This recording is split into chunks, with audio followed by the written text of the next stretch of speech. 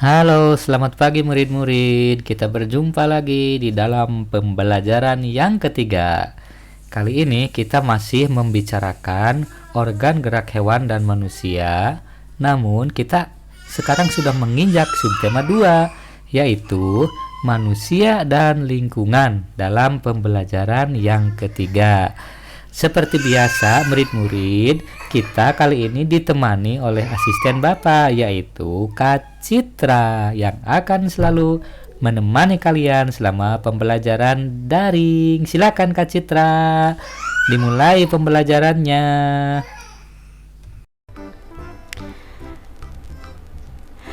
Adik-adik yang hebat, Indonesia merupakan bangsa yang dikaruniai Tuhan dengan sumber daya alam yang sangat beragam dan melimpah, mulai dari keragaman potensi alamnya sampai keadaan penduduknya. Nah, sudahkah semua itu dimanfaatkan secara bertanggung jawab? Mari kita cari tahu bersama-sama adik-adik. Di sela-sela istirahat, Pak Anto dan Beni memperhatikan lingkungan alam sekitar. Di sebelah timur mengalir sungai dengan aliran airnya yang jernih dan deras. Di sebelah barat terbentang luas ladang sayur. Di sebelah utara berbaris perbukitan yang dipenuhi dengan berbagai pohon. Adapun di sebelah selatan berdiri tegak gunung tempat hidup berbagai tumbuhan dan satwa. Pak, saya merasa sangat beruntung lahir dan hidup di Indonesia. Tanahnya subur dan alamnya sangat kaya, kata Beni. Beni, kekayaan dan keberagaman yang dimiliki oleh bangsa Indonesia tidak sebatas sumber daya alamnya saja, namun juga kondisi kependudukannya. Jumlah penduduk Indonesia sekarang ini sekitar 254 juta jiwa. Wah, saya makin bangga jadi anak Indonesia, sahut Beni. Penduduk tersebut tersebar hampir di 13.466.000 pulau yang ada. Itu menurut Kepala Badan Informasi Geospasial dari Sabang sampai Merauke. Masing-masing pulau atau wilayah itu memiliki beragam suku, adat, budaya, ras, agama, dan golongan. Nah, dari sekian banyak penduduk tersebut juga terdiri atas beragam latar belakang pendidikan, ekonomi, sosial, dan budaya. Jelas Pak Anto. Nah, adik-adik yang hebat, amatilah peta persebaran kepadatan penduduk di Indonesia berikut ini. Nah, adik-adik, di sini ada peta persebaran kepadatan penduduk Indonesia menurut masing-masing provinsi nih ya, tahun 2010. Nah, adik-adik, dalam peta kepadatan penduduk ini ada warna hijau, lalu ada warna hijau muda, hijau lebih muda lagi ya, lalu ada warna kuning ya, lalu ada warna kuning ke krem, lalu ada warna orange dan warna merah. Nah, yang paling padat adalah yang berwarna merah ini karena kepadatan penduduknya itu lebih dari 1.299 orang per kilometer perseginya. Sedangkan untuk yang berwarna hijau ini yang paling tidak padat adik-adik ya, yang paling lengang. Nah, karena apa? Karena hanya kurang dari 10 orang per kilometer perseginya orang yang tinggal di daerah itu. Nah, di sini otomatis yang paling padat adalah Pulau Jawa ya adik-adik ya. Pulau Jawa ini yang paling padat, dan yang sedikit tidak terlalu padat ya, itu ada Pulau Kalimantan, Pulau Papua ya. Lalu yang agak padat itu ya ada Sumatera, ada Sulawesi, ini agak padat ya, ada Lampung, ada Nusa Tenggara Barat, Nusa Tenggara Timur. Ini termasuk yang sedikit padat. Nah, itu ya, yang paling padat adalah Pulau Jawa. Nah, adik-adik yang hebat, dari peta ini mari kita jawab pertanyaan berikut. Yang pertama, pulau manakah yang paling padat penduduknya di Indonesia? Nah, pulau yang paling padat penduduknya ya di Indonesia adalah Pulau Jawa. Lalu dari peta ini, pulau manakah yang paling sedikit penduduknya di Indonesia? Berdasarkan peta kepadatan penduduk ini, yang paling sedikit adalah Pulau Papua. Ya, di sini juga Pulau Papua, bisa juga Pulau Kalimantan. Ini paling sedikit penduduknya, adik-adik. Pertanyaan berikutnya, berapakah jumlah kepadatan penduduk untuk Provinsi Lampung? Nah, ini ya Provinsi Lampung itu warnanya kuning krem-krem begitu. Itu sekitar 200 sampai 599 orang per kilometer perseginya. Itu kepadatan penduduk di Provinsi Lampung. Pertanyaan berikutnya adik-adik, berapakah jumlah kepadatan penduduk provinsi dari Papua Barat?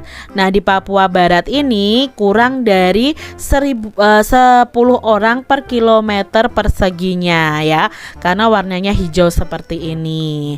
Nah, adik-adik yang hebat, menurut kalian berapakah jumlah kepadatan penduduk provinsi tempat tinggalmu? Nah, misalnya kalian tinggal di Jawa, itu lebih dari 1299 per kilometer persegi. Itu khususnya untuk yang di Jawa Tengah.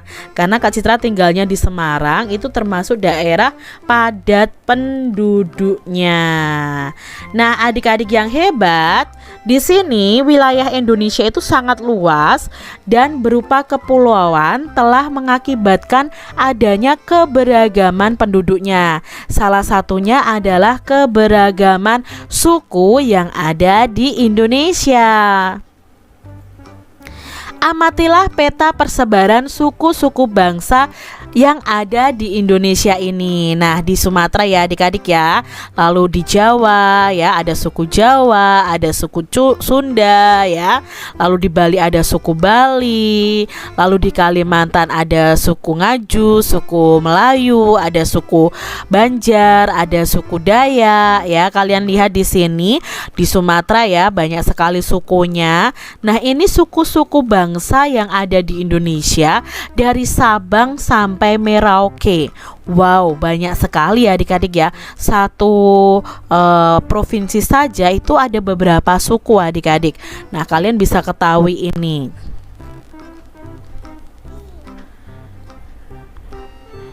Nah, ini masih persebaran suku-suku bangsa yang ada di Indonesia. Jadi masing-masing suku bangsa itu juga memiliki pakaian adat, upacara adat, senjata tradisional, rumah adat ya, alat musik tradisional dan lain sebagainya. Nah, karena saking banyaknya suku bangsa ini, Indonesia itu kaya akan budaya adik-adik. Nah, adik-adik, kalian telah mengamati dan memahami persebaran suku bangsa di Indonesia melalui peta tadi. Sekarang kita akan sebutkan dan tunjukkan suku-suku yang mendiami pulau-pulau yang ada di Indonesia berikut ini. Nah, di sini ada peta ya. Lalu nanti ada sukunya ya. Kita akan pelajari bersama. Nah, kita akan tarik garis lurus. Yang pertama adalah suku Jawa ya, ini Pulau Jawa.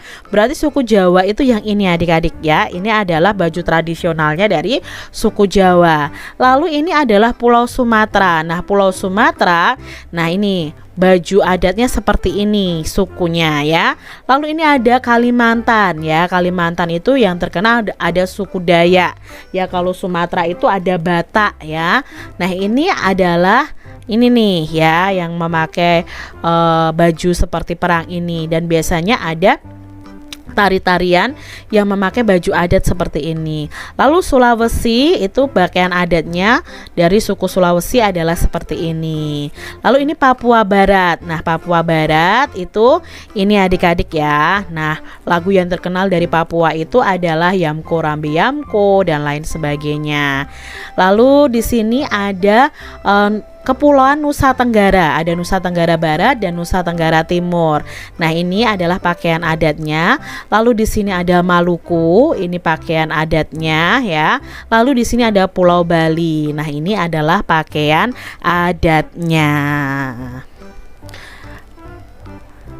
Adik-adik yang hebat, nah di sini kalian perhatikan ya, ada 6 pemuka agama yang ada di Indonesia. Selain keberagaman suku bangsa, Indonesia itu juga dianugerahi keberagaman agama. Saat ini ada 6 agama yang diakui oleh pemerintah untuk dianut masyarakatnya. Ada Islam, Kristen, ada Katolik, ada Buddha, ada Hindu, dan ada Konghucu. Adapun Islam ini menjadi agama dengan jumlah pemeluk terbesar di Indonesia. Berilah tanda-tanda seperti berikut ini pada daerah-daerah di peta sesuai persebaran agamanya. Nah, untuk yang berwarna biru itu adalah mayoritasnya adalah penduduk beragama Islam.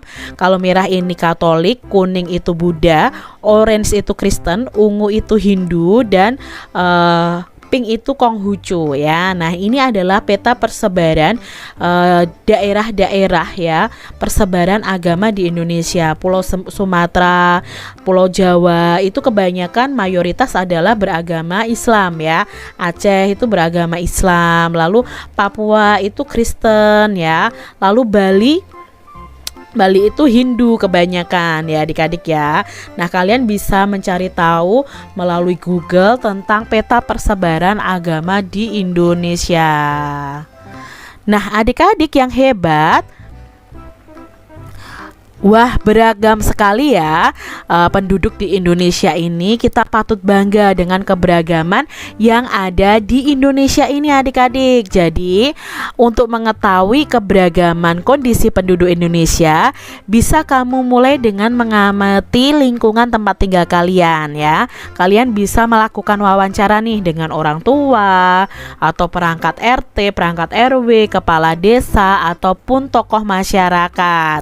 Nah, adik-adik, kalian bisa wawancara mengenai lingkungan mereka. Kalian bisa melakukan wawancara dengan kelompok belajar kalian ya. Untuk saat ini kalian bisa wawancara dengan orang tua kalian. Nah, dalam wawancara adik-adik, kalian harus mempersiapkan beberapa hal dulu. Yang pertama yang harus kalian persiapkan adalah tentukan nih tempat dan waktu wawancaranya. Yang kedua, tentukan korespondennya atau orang yang diwawancarai.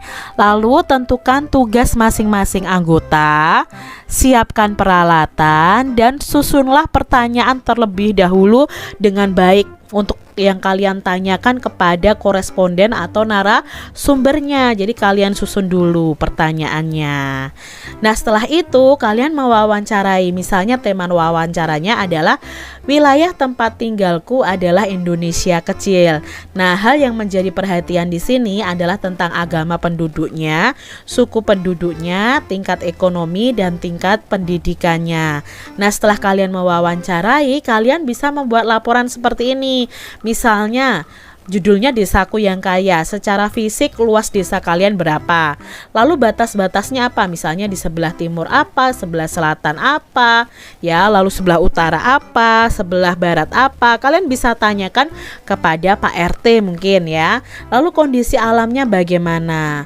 Lalu berikutnya laporannya adalah tentang non-fisik. Non-fisik ini adalah tentang agamanya yang dianut, kebanyakan apa, lalu suku penduduknya apa, tingkat penduduk ekonominya apa.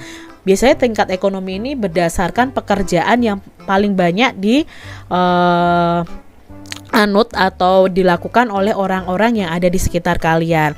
Lalu tingkat pendidikannya bagaimana? Nah, kalian bisa bertanya kepada orang tua atau kepada tokoh RT, RW, tokoh masyarakat lainnya. Nah, adik-adik yang hebat, di sini ada bacaan nih tentang kerukunan umat beragama di Indonesia. Mari kita simak bersama ya. Kerukunan umat beragama merupakan bentuk hubungan antar manusia yang damai berkat adanya toleransi beragama. Nah, toleransi beragama adalah suatu sikap saling mengerti dan menghargai tanpa adanya sikap membeda-bedakan dan mengecilkan umat agama lain. Kita tidak boleh mengecilkan umat agama lain ya adik-adik ya. Nah, kerukunan umat beragama itu sangat penting loh bagi bangsa Indonesia untuk mencapai kesejahteraan hidup. Seperti yang telah kita ketahui bahwa Indonesia itu memiliki keragaman yang begitu banyak. Salah satunya adalah keragaman agama. Meskipun mayoritas penduduk Indonesia itu memeluk agama Islam, namun ada beberapa agama lain nih yang dianut, yakni Buddha, Hindu, Kristen, Katolik, dan Konghucu. Nah, setiap agama tentunya itu memiliki aturan masing-masing dalam menjalankan ajaran agamanya. Namun perbedaan ini bukanlah alasan untuk jadi pemecah belah, namun justru menjadi pemersatu dan memperkaya nilai-nilai dalam masyarakat. Sebagai satu saudara dalam tanah air yang sama, kita itu harus menjaga kerukunan umat beragama agar bangsa dan negara kita tetap menjadi satu kesatuan yang utuh. Nah, adik-adik yang hebat, Tri Kerukunan Umat Beragama itu merupakan program yang dicanangkan pemerintah untuk menciptakan kehidupan beragama damai dan rukun. Nah, program ini menghendaki adanya kerukunan antar umat beragama dalam satu agama atau intern umat beragama. Lalu kerukunan antara umat beragama yang satu dengan agama yang lain, dan kerukunan antara umat beragama dengan pemerintah. Nah, hal ini dilakukan untuk mencegah munculnya konflik atau masalah dalam kehidupan beragama. Jadi Tri Kerukunan Umat Beragama ini sangat penting ya adik-adik ya. Nah, Tri Kerukunan Umat Beragama ini bertujuan agar masyarakat Indonesia itu bisa hidup dalam kebersamaan meskipun banyak perbedaan adik-adik.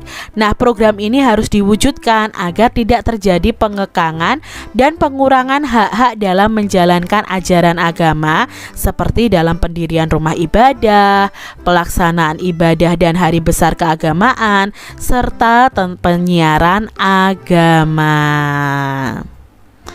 Adik-adik yang hebat, nah Tri Kerukunan Umat Beragama ini dimulai dengan kerukunan antar umat beragama dalam satu agama atau bisa disebut dengan intern umat beragama.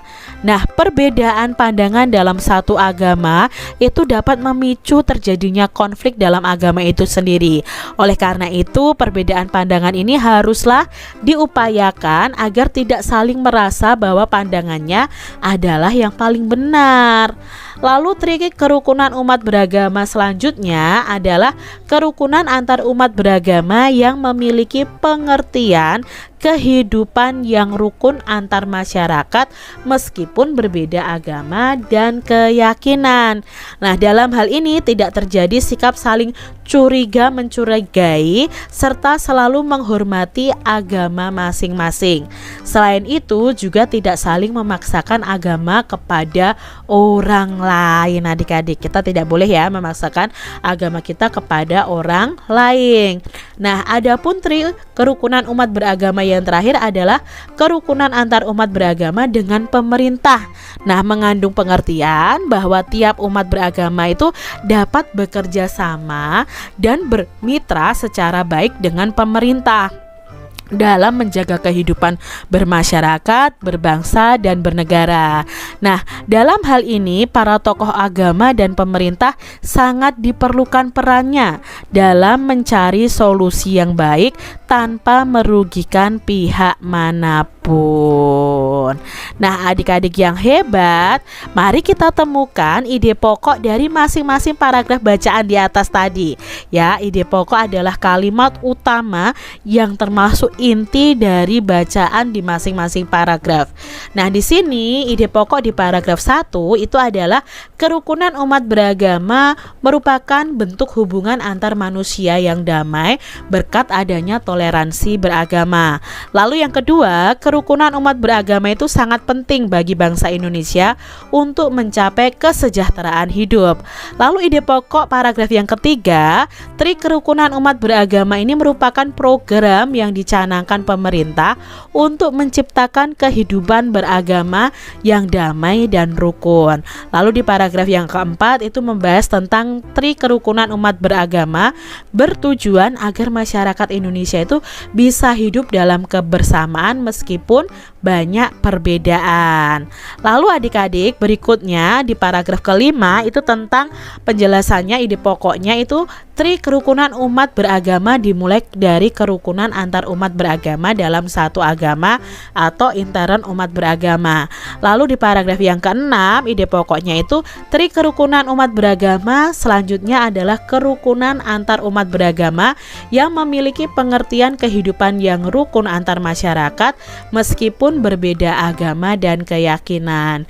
Lalu di paragraf yang ketujuh itu ide pokoknya adalah Tri Kerukunan Umat Beragama. Yang terakhir adalah kerukunan antar umat beragama dengan pemerintah, mengandung pengertian bahwa tiap umat beragama itu dapat bekerja sama dan bermitra secara baik dengan pemerintah untuk menjaga kehidupan bermasyarakat, berbangsa, dan bernegara. Itu ide pokok dari masing-masing paragraf. Adik-adik yang hebat, menjaga kerukunan beragama itu merupakan perilaku yang baik yang harus dilakukan oleh siapapun ya. Nah, hal tersebut juga mencerminkan penerapan nilai-nilai luhur yang terkandung dalam sila Pancasila, terutama nih sila pertama Pancasila, yaitu ketuhanan yang Maha Esa, lambangnya adalah bintang. Adik-adik yang hebat, setiap sila dalam Pancasila itu memiliki nilai-nilai luhur yang berbeda satu sama lain. Nah, sekarang bersama dengan temanmu kalian bandingkan nih nilai-nilai luhur dari setiap sila dalam Pancasila. Di sini Kak Citra akan menjelaskan secara singkat tentang nilai-nilai luhur dari masing-masing sila Pancasila. Misalnya di sini sila pertama Pancasila yaitu ketuhanan yang Maha Esa. Itu nilai luhurnya apa? Nah, nilai luhurnya itu adalah kita bebas memeluk agama dan menjalankan ibadah. Lalu kita harus rajin beribadah, tidak memaksakan agama kepada orang lain, menghormati orang lain yang sedang beribadah, dan merayakan hari besar agamanya. Lalu nilai luhur yang kedua di sila kedua, kemanusiaan yang adil dan beradab adalah berteman tanpa membeda-bedakan latar belakangnya, tidak berpihak sebelah dalam menyelesaikan masalah, menjenguk orang yang sakit, membantu orang lain yang kesusahan. Itu sesuai dengan sila kedua Pancasila. Lalu yang sesuai dengan sila ketiga Pancasila, nilai luhur yang terkandung dalam persatuan Indonesia adalah gotong royong, kerja kelompok, mempelajari kebudayaan dari daerah lain, mencintai kebudayaan asli daerahnya sendiri, dan mencintai produk-produk buatan dalam negeri. Ini nilai luhur yang sesuai dengan sila ketiga Pancasila. Sekarang nilai luhur yang sesuai dengan sila keempat Pancasila adalah melakukan pemilu atau pemilihan umum, lalu musyawarah untuk mufakat, melakukan pemilihan kepala desa, menghargai pendapat orang lain, tidak memaksakan kehendak dan pendapat kepada orang lain, melaksanakan keputusan bersama secara ikhlas dan bertanggung jawab. Ini sesuai dengan sila keempat.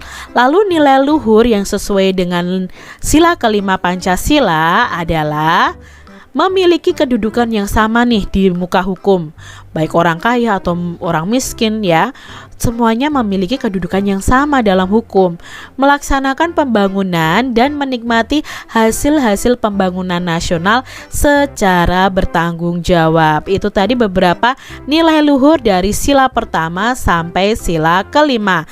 Kalian bisa tambahkan lagi dengan mencari tambahan informasi. Nah, adik-adik, Pancasila itu menjadi pandangan hidup bangsa Indonesia. Maka dari itu, perilaku dan sikap masyarakatnya haruslah mencerminkan nilai-nilai luhur Pancasila. Meskipun demikian, sering kita jumpai loh dalam kehidupan sehari-hari perilaku orang-orang sekitar kita itu yang tidak mencerminkan nilai-nilai Pancasila.